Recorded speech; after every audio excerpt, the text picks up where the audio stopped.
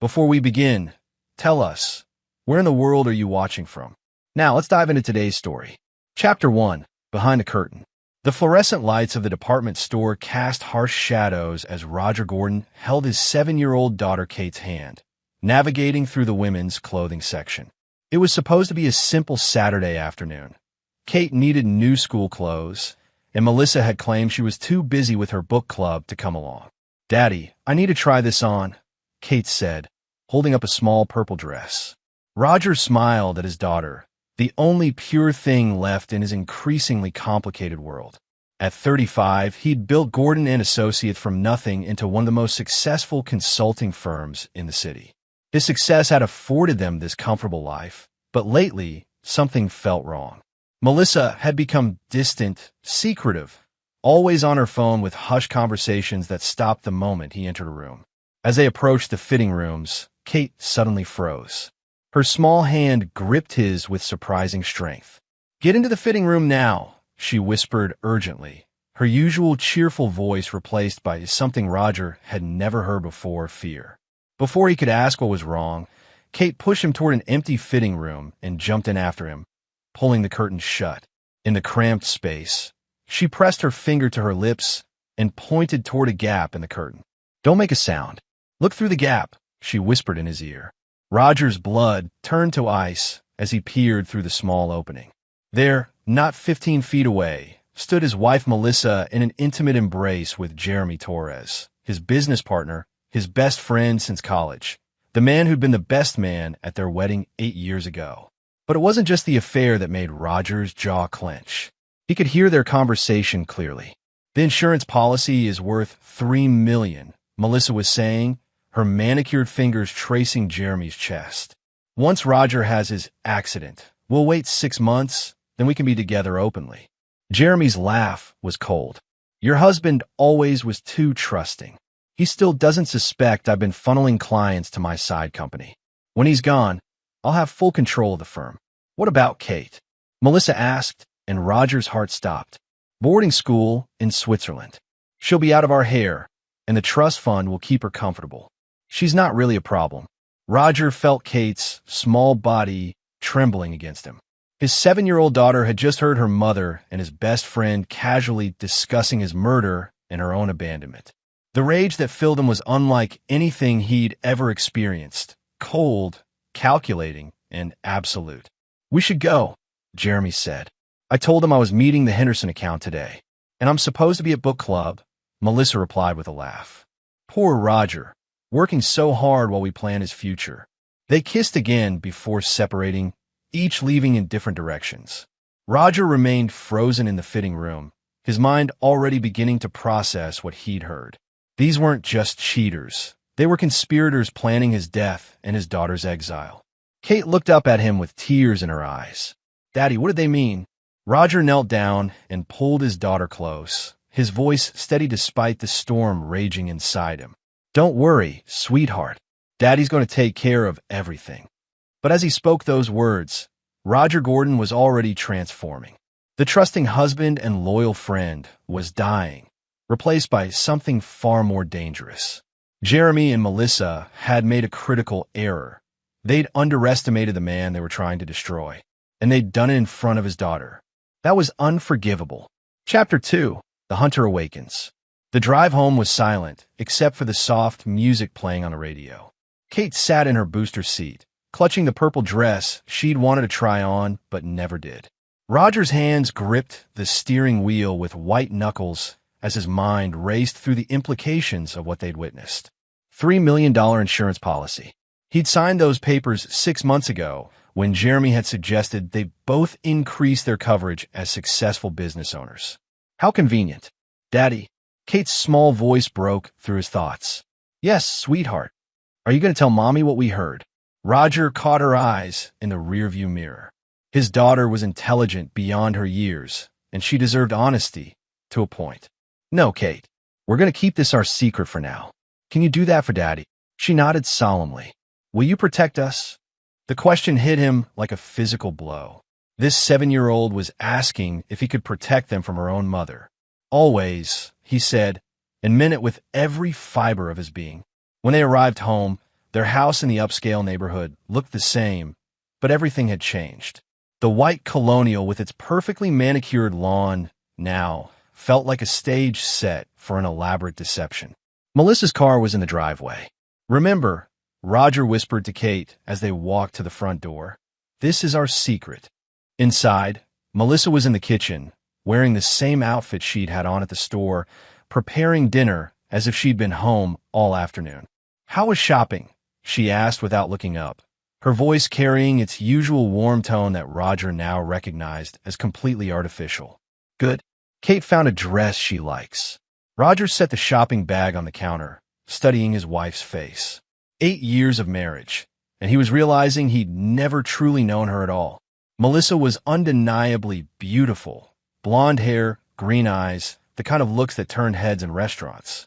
She'd been working as a marketing coordinator when they met, though she'd quit after Kate was born, claiming she wanted to focus on being a mother. Now Roger wondered if she'd ever wanted to be a mother at all. "How was book club?" he asked casually. "Oh, you know how it is." Martha's always dominating the conversation. Melissa's lie came so easily, so naturally. "We're reading some mystery novel. Very predictable plot." The irony wasn't lost on Roger. Predictable can be good sometimes. Means you can see the ending coming. That evening, after Kate was in bed, Roger sat in his home office, supposedly reviewing contracts, but actually beginning his investigation. He started with the basics: phone records, credit card statements, anything that might reveal the scope of their betrayal. What he found was worse than he'd imagined. The affair had been going on for over a year. Hotel charges, restaurant receipts, even a weekend trip to Napa that Melissa had claimed was a spa retreat with her sister. But more disturbing were the business irregularities. Jeremy had been systematically stealing clients, setting up competing contracts, and positioning himself to take over the firm. At midnight, Roger's phone buzzed with a text from Jeremy. "Sorry I had to bail on the Henderson meeting today. Family emergency. Can we reschedule for Monday?" Roger stared at the message for a long moment before typing back, "No problem. Family always comes first." He meant every word, just not in the way Jeremy would understand. Over the next few days, Roger became a study in control performance. He went to work, came home, kissed his wife, played with his daughter, and acted like the same trusting man he'd always been. But every moment was calculated, every interaction designed to gather more intelligence. He learned that Melissa had been researching accidental death scenarios: drowning, car accidents, workplace incidents. She'd even visited the office 3 times in the past month, familiarizing herself with the building's layout and security systems. Jeremy, meanwhile, had been more subtle but equally treacherous. He'd been undermining Roger's relationships with key clients, spreading rumors about Roger's instability and poor judgment. Several clients had already begun distancing themselves from Roger specifically. The life insurance policy wasn't the end goal. It was just one piece of a larger plan to destroy Roger Gordon completely and take everything he'd built. By Friday evening, Roger had a complete picture of their conspiracy. As he sat in his office, Kate sleeping upstairs and Melissa in the living room watching television, he began planning his response. Roger Gordon had built his business on understanding people's weaknesses and exploiting them legally for competitive advantage. Now he would use those same skills for something far more personal. Jeremy and Melissa wanted to play a game where the stakes were his life and his daughter's future. Fine, but they were about to learn that Roger Gordon had been playing games at a much higher level than they'd ever imagined. And in this game, there would be only one winner. Chapter 3: The Foundation of War. Sunday morning arrived with deceptive normalcy. Melissa made pancakes while humming, Kate played with her dolls, and Roger read the newspaper like he had countless weekends before. But beneath the surface, everything had changed. Roger had spent Saturday night digging deeper into Jeremy's background, and what he discovered painted a picture of a man who'd been playing a long game for years. Jeremy Torres wasn't just a business partner who'd fallen for Roger's wife. He was a predator who'd been circling Roger's life like a vulture. The truth was uglier than simple betrayal. Jeremy had grown up in the same upper-middle-class neighborhood as Roger, but where Roger's family had worked for their success, Jeremy's had inherited wealth that they'd subsequently lost through bad investments in gambling.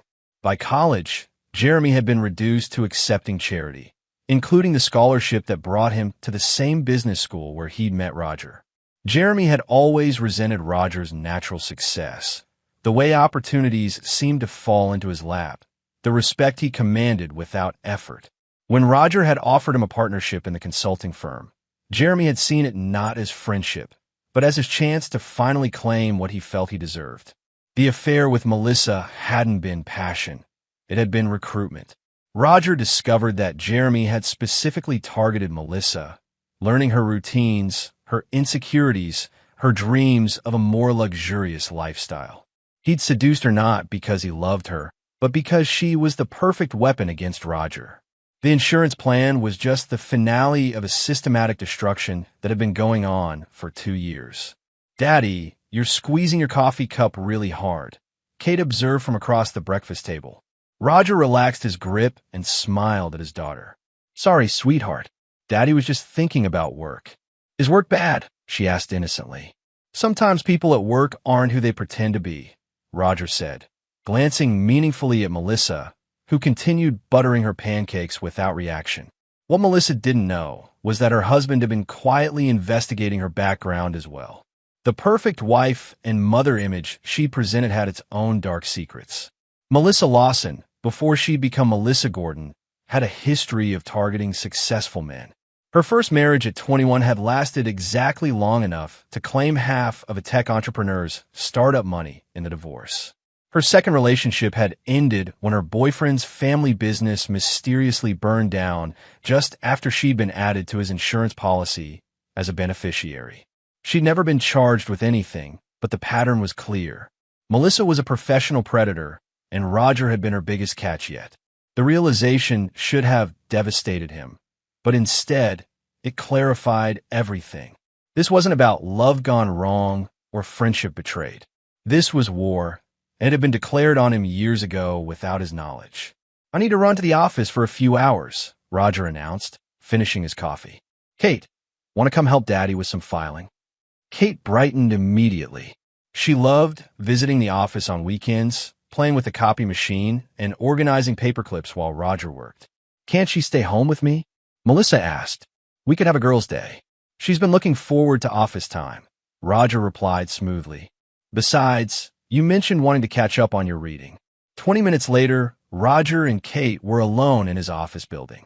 While Kate entertained herself with office supplies, Roger began the real work, not filing, but planning. He accessed the building's security system, reviewed camera angles and blind spots. He studied the building's maintenance schedules, evacuation procedures, and emergency protocols. If Jeremy and Melissa were planning an accident for him here, he needed to understand exactly how they might attempt it. But more importantly, he began designing his counterstrike. Roger had always been methodical, but now he was operating with surgical precision. He created multiple scenarios, contingency plans, and fail-safes.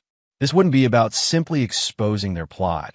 That would just lead to arrests, trials, and the possibility of plea bargains or reduced sentences. Roger wanted total destruction. "Daddy, what's that?" Kate asked, pointing to the building blueprints spread across his desk.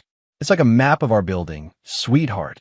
Daddy's trying to make sure it's safe for everyone who works here." Kate studied the blueprints with the seriousness of a 7-year-old given an important task. "Are the bad people going to come here?" Roger knelt down to her level. "Kate, I need you to understand something important. Sometimes adults make bad choices, and when they do, they have to face consequences. Do you understand?" She nodded solemnly. "And sometimes, the people we love most need our help to stay safe. Can you help Daddy keep our family safe?" "Yes," she said without hesitation. Roger pulled her close, smelling her strawberry shampoo and feeling the weight of responsibility. Kate was the only innocent in this whole mess, and she would be protected at all costs. By Sunday evening, Roger had the framework of his plan. It was ambitious, dangerous, and absolutely ruthless. Jeremy and Melissa wanted to destroy him methodically. He would return the favor, but with the precision of a master strategist rather than the clumsiness of amateur criminals. As they drove home, Kate fell asleep in her car's seat, and Roger made a quiet promise to his sleeping daughter. By the time this was over, she would be safe, and the people who'd threatened her would understand exactly why you never attack Roger Gordon's family. The game had begun, but Jeremy and Melissa didn't know they were playing yet. That was exactly how Roger wanted it. Chapter 4. The Perfect Mask. Monday morning arrived with autumn rain drumming against the windows of Gordon and Associates. Roger sat in his office, reviewing client files while watching Jeremy through his glass door. His business partner moved through the office with easy confidence, greeting employees, discussing projects, playing the role of a dedicated professional.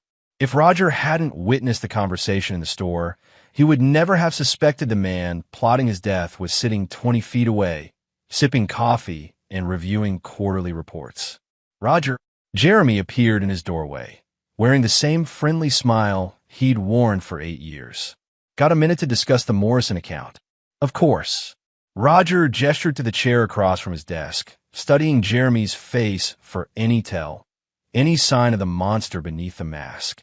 There was nothing, just the same earnest expression Jeremy had worn through countless late nights building their business together. They spent 30 minutes discussing client strategies, and Roger played his part perfectly. Attentive, collaborative, trusting. He even asked Jeremy's advice on a few decisions, watching his former friend enthusiastically help him make choices that would later be used against him. By the way, Jeremy said as he prepared to leave, I was thinking we should update our business insurance policies. With the firm growing so quickly, we might be underprotected. Roger nodded thoughtfully. Good point. I'll call our agent this week. Already did. He's sending over some new proposals. Jeremy's smile was warm, fraternal. I know you've got a lot on your plate, so I figured I'd handle the legwork. I appreciate that, Jerry. Thanks for looking out for me. After Jeremy left, Roger sat in silence for several minutes. The casual way Jeremy had just accelerated their murder timeline was breathtaking. He wasn't just evil. He was patient, thorough, and absolutely confident in his victim's stupidity. That confidence would be his downfall. Roger spent the morning implementing phase 1 of his plan, creating the illusion of vulnerability. He began making small mistakes, forgetting meetings, misplacing files, seeming distracted and overwhelmed.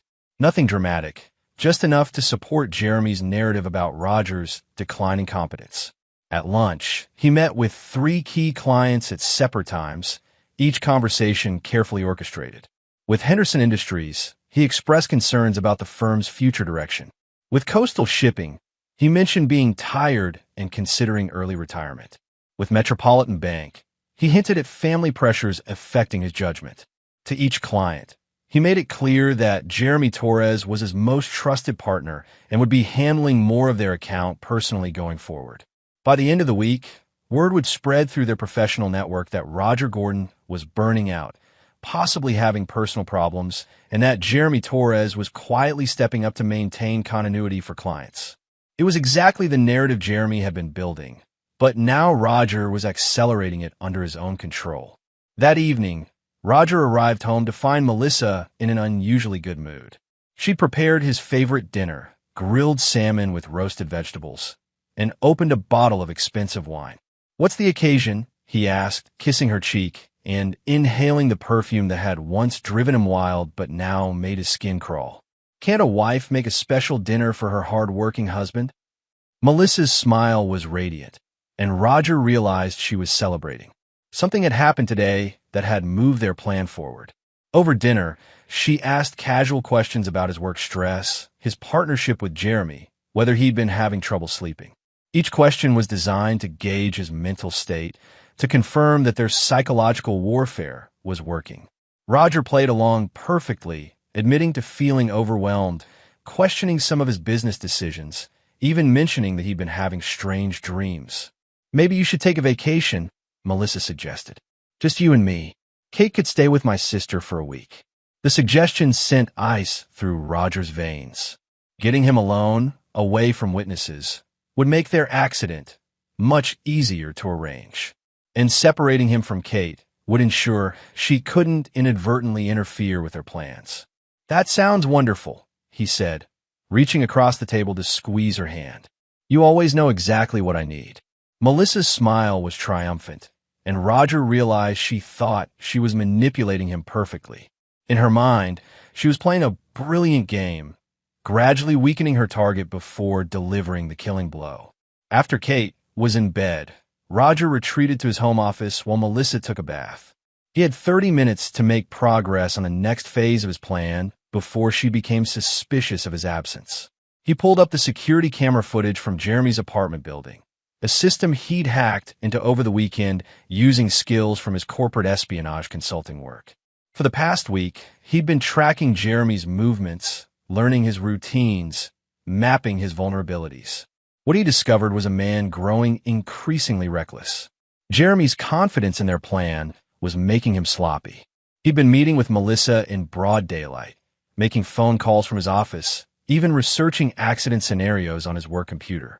Jeremy thought he was untouchable, but he was actually creating a perfect evidence trail. Roger opened a new file on his encrypted laptop and began documenting everything, not for the police, but for his own purposes. When the time came to destroy Jeremy Torres, he wanted to have every sin cataloged and ready for retribution. "Honey," Melissa's voice called from upstairs. "Come to bed." Roger closed the laptop and smiled to himself. His wife was calling him to the bed where she lay awake at night planning his murder. The irony was almost amusing. "Coming, sweetheart," he called back. As he climbed the stairs, Roger reflected on how much his life had changed in just 1 week. 7 days ago, he'd been a trusting husband and loyal friend. Tonight, he was becoming something else entirely, something Jeremy and Melissa had created through their own betrayal. They'd wanted to destroy Roger Gordon, the successful businessman, the loving father, the trusting friend. Mission accomplished. But what they'd created in his place was far more dangerous than anything they planned for. Chapter 5. Setting the Board. 2 weeks into his performance, Roger had become a master of controlled deterioration. His employees whispered concerns about his distracted behavior. Clients expressed sympathy for his obvious stress, and Jeremy had begun openly discussing contingency plans for the firm's leadership. Everything was proceeding exactly as Roger intended. On a rainy Thursday morning, Roger sat in his office reviewing the latest phase of his plan when his assistant buzzed through the intercom. "Mr. Gordon, your daughter's school is online too." Roger's blood froze. Kate was supposed to be safe at school. Had they moved against her already? "This is Roger Gordon," he answered, trying to keep his voice steady. "Mr. Gordon, this is Principal Martinez. Kate is fine, but we need you to come in for a conference. There's been an incident." 20 minutes later, Roger sat across from Principal Martinez and Kate's teacher, Mrs. Chun, in the elementary school's main office. Kate sat beside him, looking small and defiant. "Kate has been asking some very concerning questions," Mrs. Chun began carefully. "She's been talking about bad people who might hurt her family, asking about what happens when parents die, whether children have to live with strangers." Roger felt his heart sink. His intelligent daughter had been processing what she'd heard in the fitting room, and it was affecting her behavior at school. She also drew this during art time, Principal Martinez added, sliding a piece of paper across the desk. Roger stared at the drawing, a crude but recognizable representation of a woman and man standing over a fallen figure, while a small girl hid behind a curtain. Kate had drawn the scene from the department store with startling accuracy. Has something happened at home that might have triggered these concerns? Mrs. Chun asked gently. Roger looked at his daughter, seeing the fear and confusion in her eyes. She was 7 years old and carrying the weight of adult secrets that no child should bear. "Kate, sweetheart, can you wait outside for a moment? There are some books by the secretary's desk." After Kate left, Roger made a calculated decision. "My wife and I are having some marital difficulties," he said quietly. "Kate may have overheard arguments about divorce, custody arrangements. She's probably scared about her family breaking up." It wasn't the whole truth, but it explained Kate's behavior without exposing the real danger they were in. "Children are very perceptive," Principal Martinez said kindly. "Even when parents think they're hiding problems, kids pick up on tension and conflict. We're working with a family counselor, Roger lied smoothly. I'll make sure Kate knows she's safe and loved, regardless of what happens between her mother and me. The meeting ended with promises to monitor Kate's emotional state and recommendations for family therapy. As they walked to the car, Kate slipped her small hand into his. "Did I get in trouble?" she asked quietly. "No, sweetheart. You did nothing wrong." Roger knelt down to her level in the parking lot. "But we need to be extra careful about our secret, okay? Some grown-ups might not understand, and we need to keep you safe. Are you going to leave me and Mommy?" The question broke Roger's heart. Kate was asking if he would abandon her with Melissa, not knowing that her mother was planning to send her away to boarding school after murdering her father. "I will never leave you," Roger promised, pulling her close. "Whatever happens, Daddy will always protect you. Always." That evening, Roger's phone rang as he was helping Kate with her homework. Jeremy's name appeared on the caller ID. "Hey, partner." Jeremy's voice was warm, concerned. "I heard Kate had some trouble at school today. Everything okay?" Roger felt a chill. How had Jeremy known about the school incident? The only people who should have known were the school staff, Kate, and Melissa. She must have called Jeremy immediately after Roger told her about the meeting. "Just kid stuff," Roger replied casually. "You know how it is. Divorce rumors spread fast in small schools." "Divorce?" Jeremy's surprise sounded genuine. "Dude, I had no idea things were that bad with you and Melissa." The performance was flawless. Jeremy sounded like a concerned friend getting devastating news, not a man who'd been planning Roger's murder with the same wife he was supposedly just learning about divorcing. "We're trying to work things out," Roger said. But Kate's picking up on the tension. "Kids are smart. If you need anything, someone to talk to, help with Kate, whatever, you know I'm here for you." Roger closed his eyes, marveling at Jeremy's ability to offer help while actively destroying his life. "Thanks, Jerry. That means a lot." After hanging up, Roger sat in his home office and opened his encrypted files. Jeremy's call had confirmed something important. They were accelerating their timeline. The school incident had spooked them, probably making them worry that Kate might inadvertently reveal something dangerous. Roger pulled up the building schematics he'd been studying and cross-referenced them with the maintenance schedules Jeremy had been reviewing. There was a pattern emerging. Jeremy had been paying special attention to the building's electrical systems, specifically the areas around Roger's office. An electrical fire would be perfect. Tragic accident, complete destruction of evidence. And Jeremy would emerge as the grieving partner ready to rebuild the firm in Roger's memory. Roger leaned back in his chair and smiled coldly. Jeremy's plan was actually quite good, methodical, plausible, with minimal risk of detection. Too bad Roger knew about it. Over the next few days, Roger began the most dangerous phase of his plan. He started leaving his office door unlocked during lunch breaks, making his computer more accessible, even mentioning to Jeremy that he'd been working late nights to catch up on projects. To anyone watching, it would look like Roger was becoming careless, creating opportunities for an accident. But Roger was actually creating controlled opportunities for Jeremy to advance his plan, while ensuring every move was monitored and recorded. On Saturday morning, Roger installed the final piece of his surveillance network, a nearly invisible camera system that would capture everything happening in his office, the hallway, and the electrical room Jeremy had been frequenting. As he finished the installation, Roger's phone buzzed with a text from Melissa. "Book club is going to run late tonight. Don't wait up." Another lie, another secret meeting with Jeremy. But this time, Roger was ready. He activated his surveillance system and smiled grimly. Let them plan their final moves. Every word, every action, every betrayal would be recorded for posterity. Jeremy and Melissa thought they were closing in for the kill. They had no idea they were walking into a trap that had been designed by someone far more dangerous than they'd ever imagined. Chapter 6. The Perfect Storm.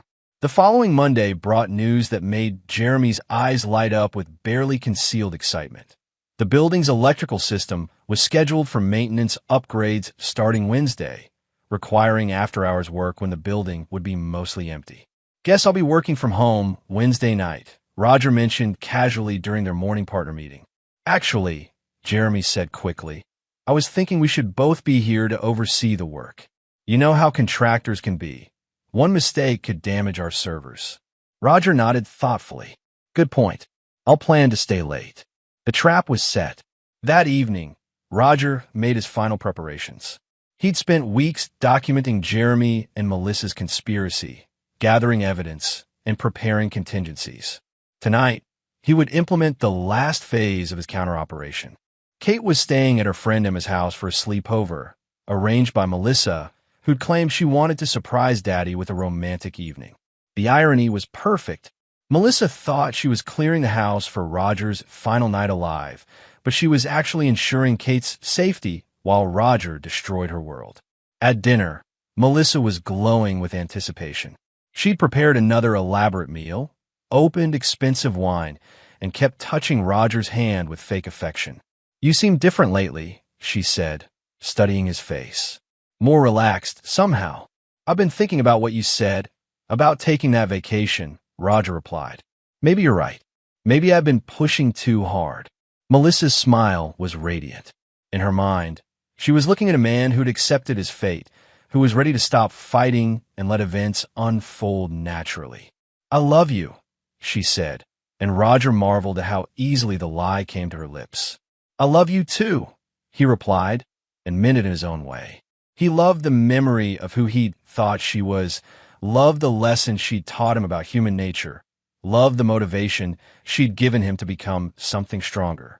At 10 p.m., Roger's phone rang. Jeremy's voice was tense, urgent. "Roger, we got a problem at the office. The electrical work started early, and there's been a short in your office. I'm here now, but we need to secure the client files before anything gets damaged." Roger closed his eyes, listening to Jeremy perform his final act.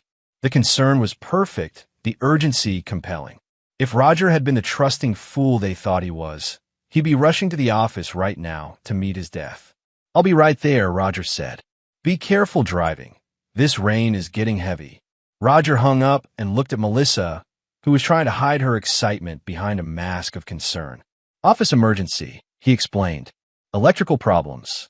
"Oh no," Melissa breathed. "That sounds dangerous. Maybe you should wait until morning. Can't risk losing client data. I'll be back soon." He kissed her forehead, smelling her perfume one last time, then grabbed his keys and headed for the door. But instead of driving to his office, Roger drove 3 blocks away and parked in the lot of an all-night diner. He pulled out his laptop and activated the surveillance system he'd installed in the building. On his screen, he could see Jeremy moving through the office with purpose, heading straight for the electrical room. Roger watched his former friend disable security cameras, jam door locks, and begin the process of creating what would look like a tragic accident. Jeremy was good, professional, methodical, covering his tracks as he went. But he was also completely focused on preparing his trap, unaware that he was being recorded from multiple angles by Roger's hidden cameras.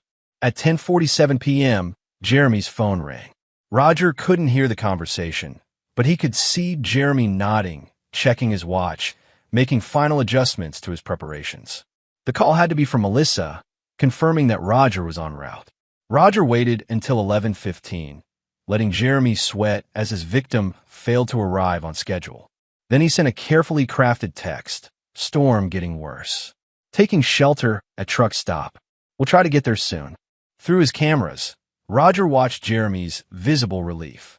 The delay was explainable, wouldn't disrupt the plan, just required patience. At midnight, Roger put his plan into motion. He placed an anonymous call to the fire department, reporting smoke and strange electrical smells from his building. Then he called the police, claiming he'd seen suspicious activity around the business district. Finally, he called the local news station with a tip about a potential arson investigation. While emergency responders raced toward his building, Roger drove home. He arrived to find Melissa pacing anxiously, her phone in her hand. She'd been trying to reach Jeremy, wondering why the plan was taking so long to unfold. "Roger," she rushed to him with apparent relief. "I was so worried when you didn't answer your phone." "Battery died," Roger said simply. "The roads were too dangerous, so I came home. I'll deal with the office problems in the morning." He watched confusion and fear flicker across Melissa's face. If Roger was home safe, what was happening to Jeremy at the office? At 12:23 a.m., Melissa's phone rang. She glanced at the caller ID, saw Jeremy's name, and answered with visible anxiety. "Hello."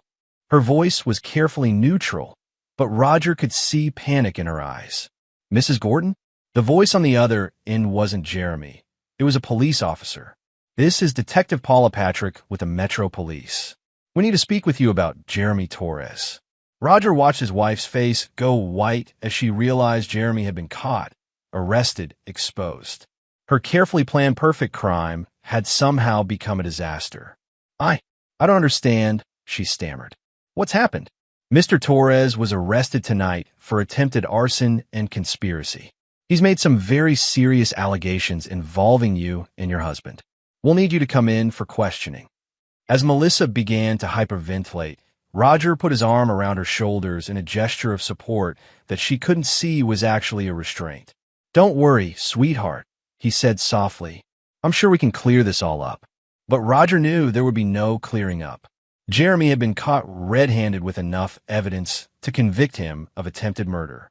And when faced with life in prison, he would inevitably implicate Melissa to try to reduce his sentence. The perfect crime had become the perfect trap, and Roger's enemies had walked into it with their eyes wide open. Now came the truly ruthless part. Chapter 7. The Reckoning Begins. Detective Paula Patrick was a 20-year veteran with sharp eyes and the kind of patient demeanor that made guilty people confess their sins. She sat across from Jeremy Torres in the interrogation room, studying the man who'd been caught with enough incendiary equipment to burn down a city block. "Let's start from the beginning, Mr. Torres," she said calmly. "What were you doing in that building at midnight with electrical components that have been modified to cause fires?" Jeremy's lawyer, a nervous public defender named Casey Hull, had already advised his client to remain silent. But Jeremy was in full panic mode, his carefully constructed world collapsing around him. "You don't understand," Jeremy said, ignoring his lawyer's frantic gestures. "This wasn't my idea. I was being manipulated. Roger Gordon, my business partner, he's been planning to fake his own death for the insurance money, and he set me up to take the fall." Detective Patrick raised an eyebrow. It was a creative story, she'd give him that. "So you're saying Mr. Gordon asked you to burn down his own office?" "Not exactly." Jeremy ran his hands through his hair, realizing how insane his story sounded. "Look, I know how this looks, but I was trying to stop him. He's been acting erratically, talking about ending it all, and I thought he was going to hurt himself by burning down the building. He wanted it to look like an accident. For his daughter's sake, for the insurance. I was trying to stage it so the fire department would catch him before he could go through with it." Detective Patrick glanced at the evidence photos spread across the table. These modified electrical components suggest someone with extensive knowledge of arson techniques. "Are you an expert in fire investigation, Mr. Torres?" Jeremy's silence was answer enough. 3 hours into the interrogation, Jeremy finally broke completely. "Okay, yes, I was planning to burn down the office. But not to hurt Roger, to save him." "Save him from what?" "From his wife. Melissa Gordon has been planning to kill her husband for months. She manipulated me into helping her, threatened me, said if I didn't help her, she'd frame me for embezzlement. I was trying to create evidence of her plan before she could carry it out." Detective Patrick leaned forward. "You're saying Mrs. Gordon is planning to murder her husband?" "The life insurance, the affairs, the psychological manipulation. She's been destroying him systematically. I was gathering evidence when you arrested me." It was a masterful performance, Jeremy thought. He was repositioning himself as the hero trying to save his friend from a murderous wife. The story had just enough truth mixed with lies to be believable. What Jeremy didn't know was that Detective Patrick had already received an anonymous package containing months of surveillance footage, financial records, and recorded conversations between Jeremy and Melissa discussing their plans in explicit detail. "Mr. Torres," Detective Patrick said quietly, "I'm going to play something for you." She activated a small digital recorder. Jeremy's own voice filled the room, crystal clear. The insurance policy is worth $3 million. Once Roger has his accident, we'll wait 6 months, then we could be together openly. Jeremy's face went ashen as he heard himself discussing murder plans with casual enthusiasm. The recording continued, capturing every detail of their conspiracy in his own words. "Ow," he whispered. "Someone has been watching you very carefully, Mr. Torres. Someone who documented every move you made, every conversation you had, every plan you developed." Jeremy stared at the recorder in horror. Roger. He knew. He's been playing us the whole time. Detective Patrick smiled grimly. "Mr. Torres, I'm placing you under arrest for conspiracy to commit murder, attempted arson, and fraud. Your lawyer can explain your rights." As Jeremy was led away, he kept repeating the same phrase. He played us. He played us perfectly. Meanwhile, at the Gordon house, Melissa was pacing frantically while Roger sat calmly on the couch, ostensibly trying to reach Jeremy by phone. Still no answer. Roger said with fake concern, "I'm starting to worry something serious has happened." Melissa's phone rang, and she lunged for it desperately. But instead of Jeremy's voice, she heard Detective Patrick. "Mrs. Gordon, we need you to come to the station. Your friend, Mr. Torres, has told us some very interesting stories about you." Melissa's legs gave out, and she collapsed into a chair. "I want a lawyer." "That's your right, ma'am. But I should mention that we have some recordings you might want to hear before you make any formal statements." After Melissa hung up, she looked at Roger with wild eyes. Jeremy must have been wearing a wire. "The police have recordings of us together."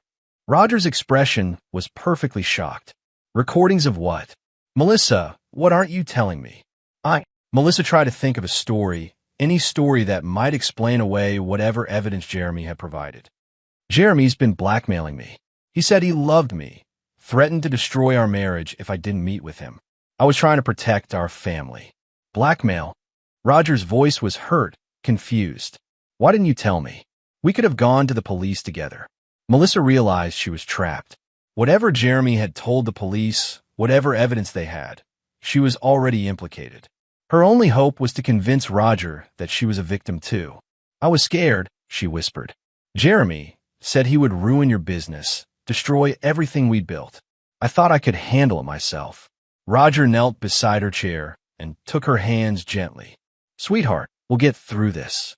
Whatever Jeremy has done, whatever lies he's told, we'll face it together." Melissa began to cry, partly from relief that Roger seemed to believe her, partly from terror about what was coming next. What she didn't know was that Roger was recording every word of her confession, adding it to the massive evidence file he'd been building for weeks. "I love you," she sobbed. "I never wanted any of this to happen." "I know," Roger said softly, stroking her hair. "But we need to call our lawyer now. We need to protect our family."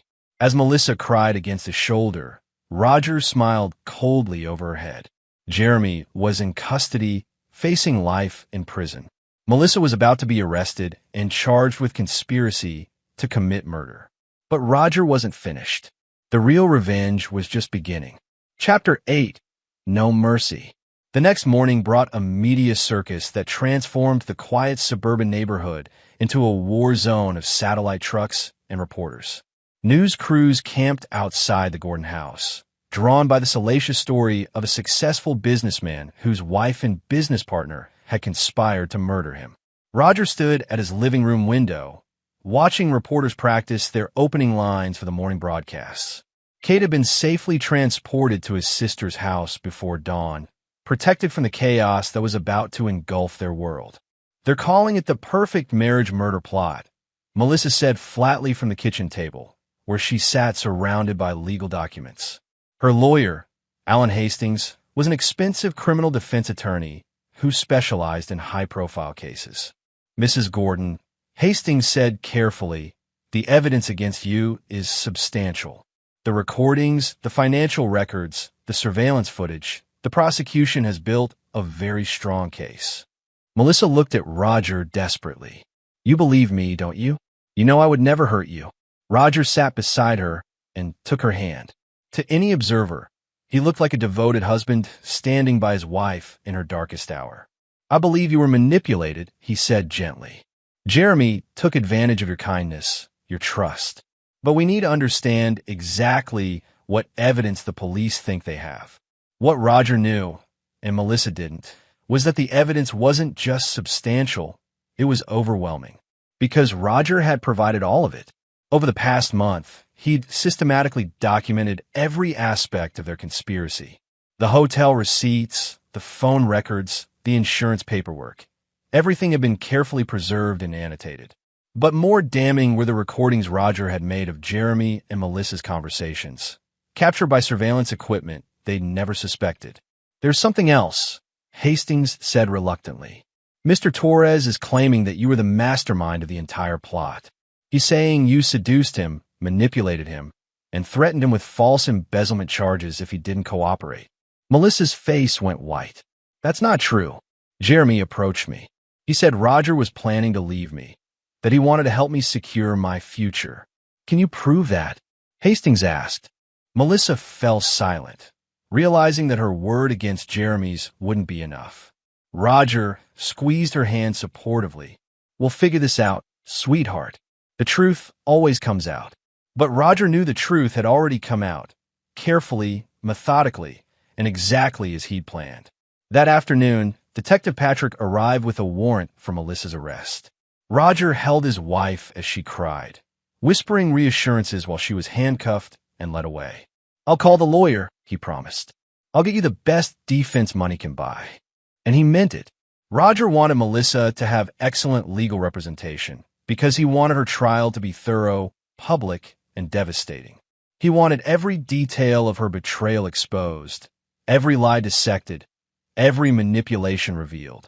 After the police left, Roger sat alone in his house for the first time in weeks. The silence was profound, broken only by the distant voices of reporters still camped outside. He opened his laptop and reviewed the final phase of his plan. Jeremy and Melissa were facing murder conspiracy charges that would likely result in life sentences. But prison wasn't enough for Roger. He wanted total destruction, complete annihilation of everything they cared about. Jeremy's arrest had already triggered an investigation into the consulting firm's finances. Roger had carefully planted evidence suggesting that Jeremy had been embezzling funds for years, manipulating client accounts, and preparing to flee the country with stolen money. Jeremy's reputation in the business community was destroyed. No one would ever trust him again, even if he somehow avoided conviction. Melissa's destruction would be more personal.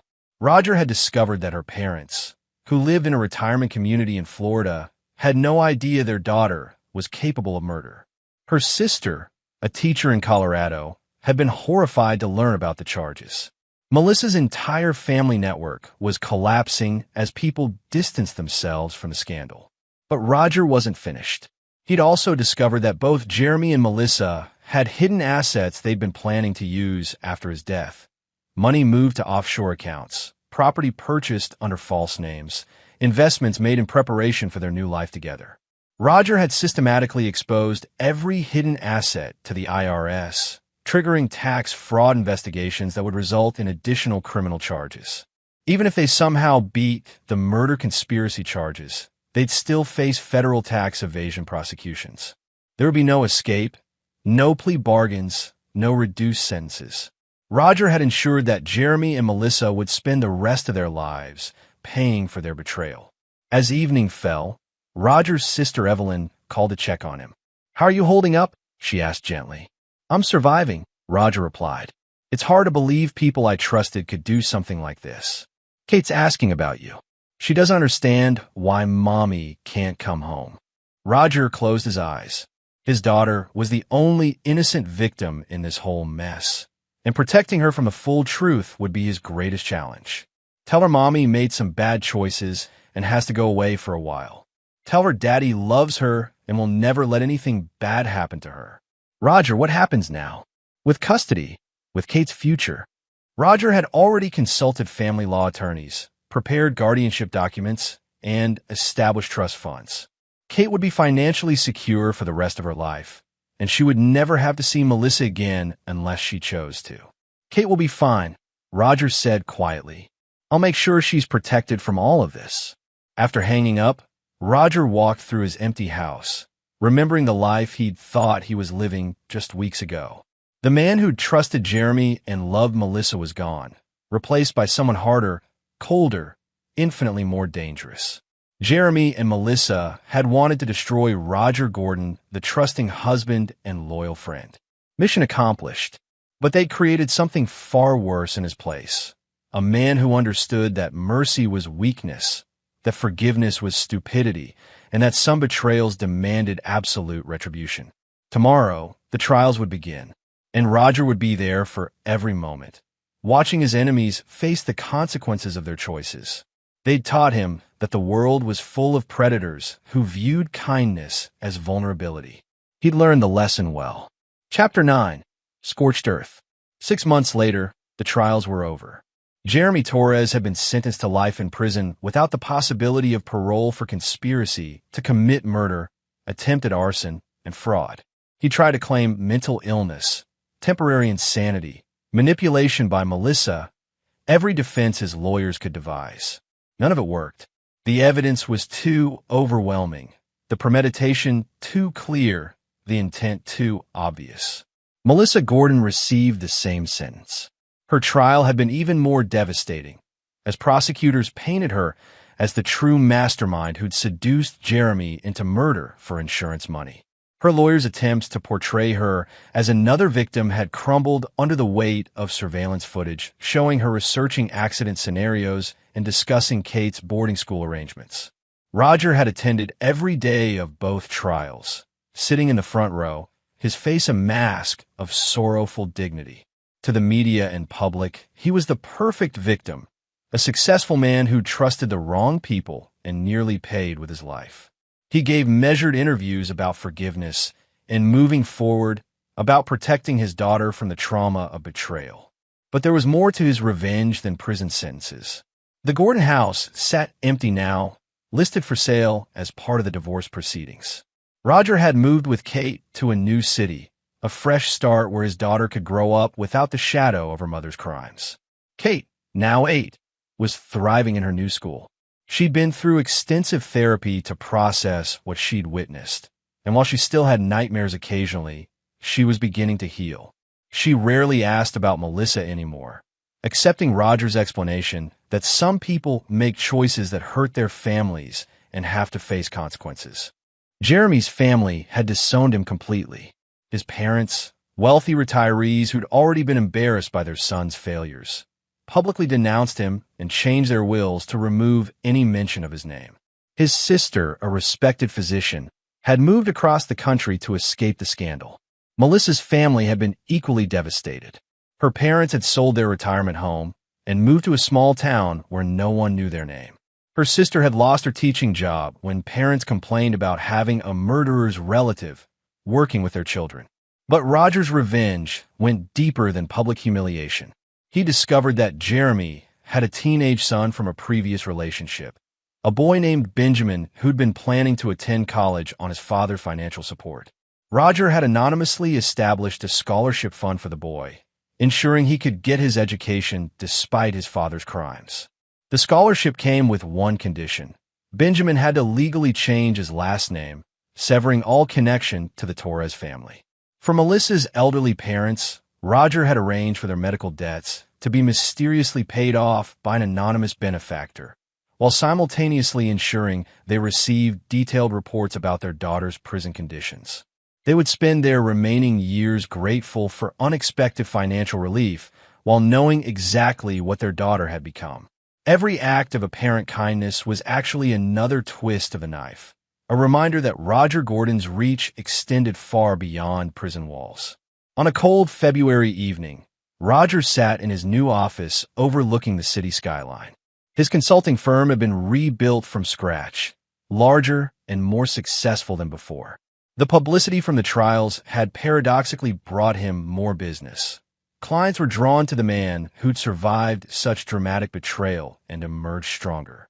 His phone rang, and his assistant's voice came through the intercom. "Mr. Gordon, you have a visitor. Jeremy Torres's lawyer is here." Roger smiled coldly. "Send him in." Casey Hull entered the office looking defeated and desperate. Jeremy's former public defender had been struggling since the trial, his career damaged by association with such a high-profile loss. "Mr. Gordon, thank you for seeing me," Hull said nervously. "I'm here about Jeremy Torres." "What about him?" "He wants to make a deal. He claims he has information about other crimes, other people who might be in danger. He's willing to cooperate in exchange for a reduced sentence." Roger leaned back in his chair, studying the lawyer's face. "What kind of information?" "He won't say unless he gets guarantees about sentence reduction. But he claims there are other cases, other conspiracies he was involved in before he met your wife." "How interesting." Roger's voice was calm, disinterested. "And what does this have to do with me?" "He specifically asked me to approach you. He said you're the only person who might be willing to listen, to help facilitate a deal with the prosecutors." Roger was quiet for a long moment, considering the implications. Jeremy was trapped in a cage of his own making, desperate enough to invent new crimes just for the chance of a slightly smaller cage. "Mr. Hull," Roger said finally, "Jeremy Torres tried to murder me for money. He conspired with my wife to destroy my family. Why would I help him with anything? He said to tell you that he knows you're not the man you pretended to be during the trial. He said you'd understand what that means." Roger's expression didn't change, but his eyes grew colder. Jeremy had figured out that Roger had orchestrated his own capture, that the victim had actually been the puppet master all along. "Tell Mr. Torres that I'm exactly who I appeared to be during the trial, a man who believes in justice, consequences, and protecting his family. If he has information about other crimes, he should share it with the proper authorities out of civic duty, not for personal gain." Hull shifted uncomfortably. "He won't cooperate without guarantees." "Then he won't cooperate." Roger stood up, indicating the meeting was over. "Good day, Mr. Hull." After the lawyer left, Roger returned to his desk and opened a secure file on his computer. Inside were detailed plans for the next phase of his life. New business ventures, political connections, social organizations. He was building something larger than revenge now, creating a network of influence that would ensure his family was never vulnerable again. The phone on his desk chimed with a text message. Kate's babysitter was confirming pickup times for tomorrow's school events. Roger smiled, thinking about his daughter's art show tomorrow evening. Kate had painted a picture of their new house, complete with a garden where she wanted to plant flowers in the spring. She was 8 years old and already planning for the future, confident that her father would keep her safe. At 9 p.m., Roger drove home to their new house, a beautiful colonial in a gated community where Kate could ride her bicycle safely and make friends whose parents had been carefully vetted by private investigators. Kate was already in bed, but she'd left a note on his pillow. "Daddy, thank you for taking care of us. I love you more than all the stars." Roger held the note for a long moment, thinking about the man he'd been a year ago, trusting, optimistic, believing the best about people. That man was gone, murdered as surely as Jeremy and Melissa had intended to murder his body. But from his ashes had risen something stronger, more capable of protecting what mattered. Roger Gordon no longer believed in forgiveness or second chances. He'd learned that mercy was a luxury that good people couldn't afford in a world full of predators. Jeremy and Melissa had taught him that lesson in the cruelest way possible, and he learned it well. In the distance, thunder rolled across the night sky, promising storms ahead. But Roger wasn't worried about storms anymore.